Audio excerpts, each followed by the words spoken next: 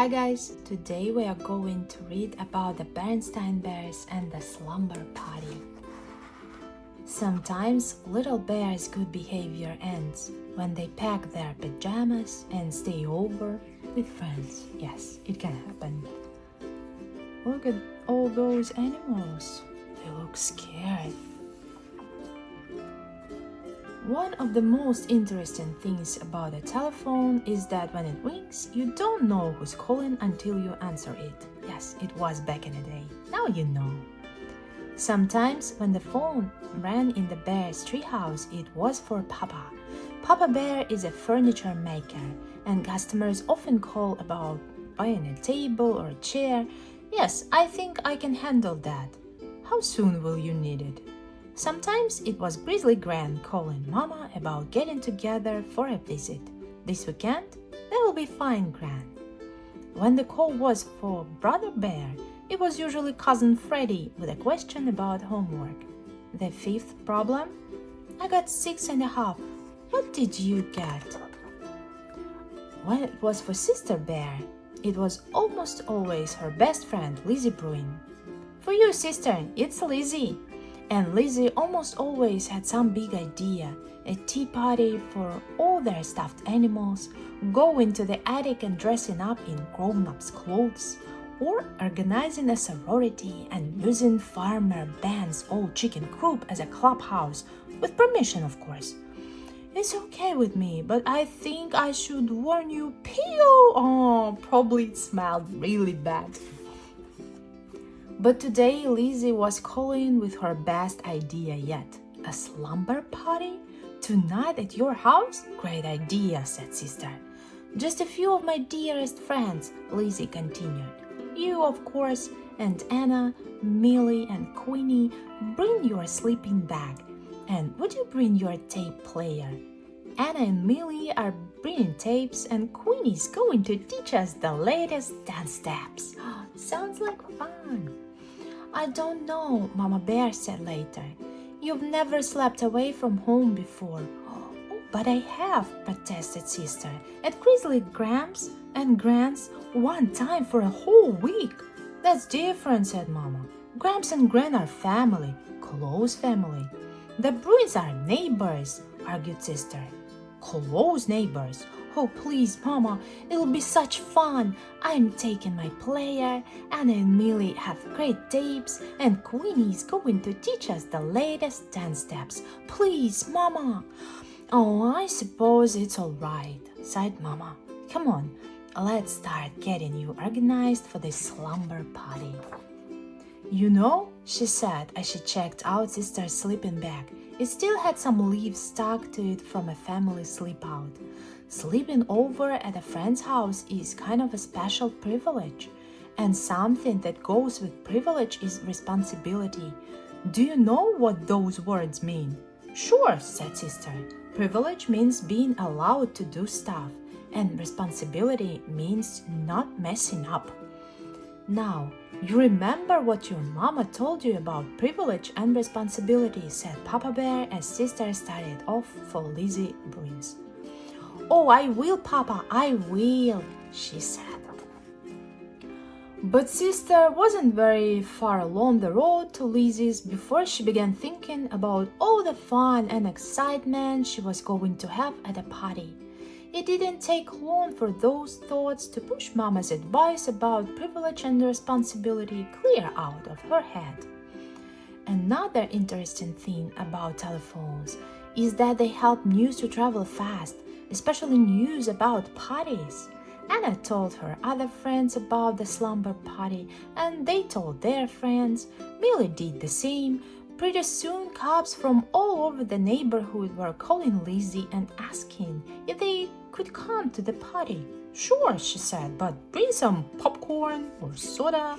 We don't want to run out. Two-Tall Grizzly didn't hear about the party by phone. He heard about it when he and his gang went to show Queenie his new boombox. A slumber party, he said to his pals. Sounds like fun. How are we going to get invited to a girls' party? Asked one of them. We're not gonna get invited, stupid. said Tuttle. "We're gonna crash, boombox, and all." Oh yes, they're bad boys. Later, when the rest of the bear family had settled down for a quiet evening at home, Mama Bear sighed and said, "I'm sure she'll be all right." "Of course she will," said Papa Bear, looking up from a magazine. "After all," Mama said, "Sister is a well-behaved little cub, and Mr. and Mrs. Bruin have a lovely, well-run home and are responsible, careful parents."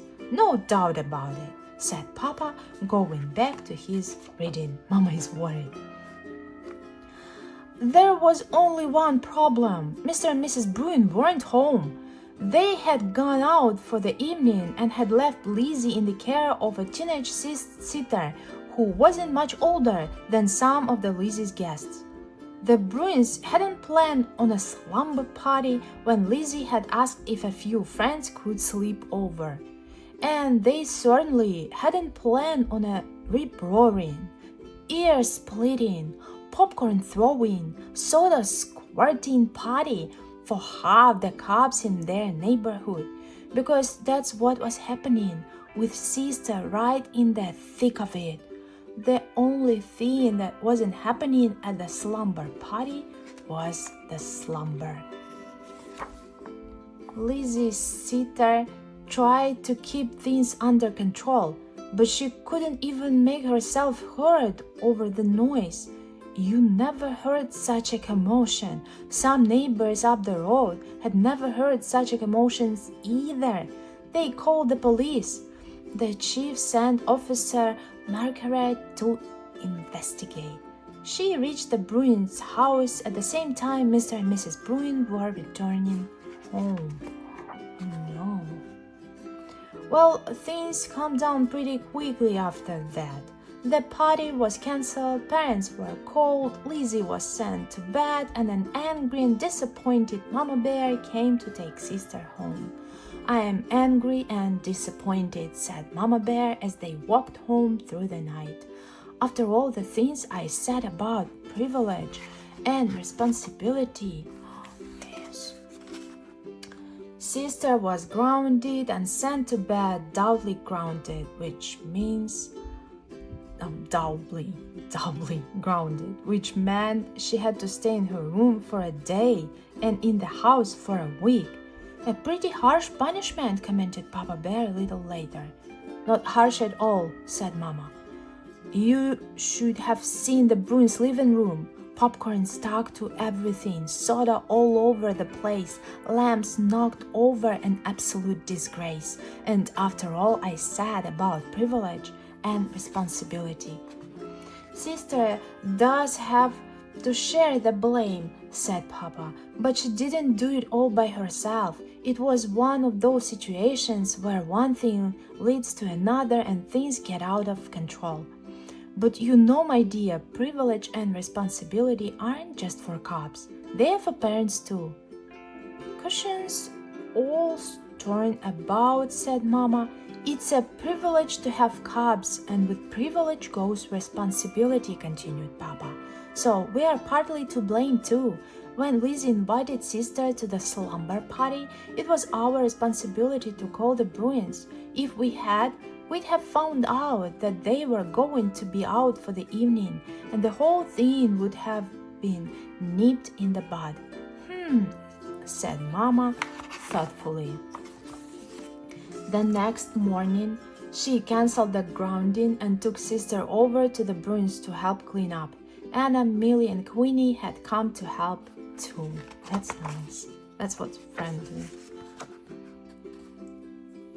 "I know what," said Lizzie, as full of ideas as ever. "Let's make this a clean-up party." "Let's not," said Sister. "And if you don't mind, Liz, I don't want to hear the word party again for a long time." That's a nice book. Thank you guys for reading with me. See you all next time. Bye-bye.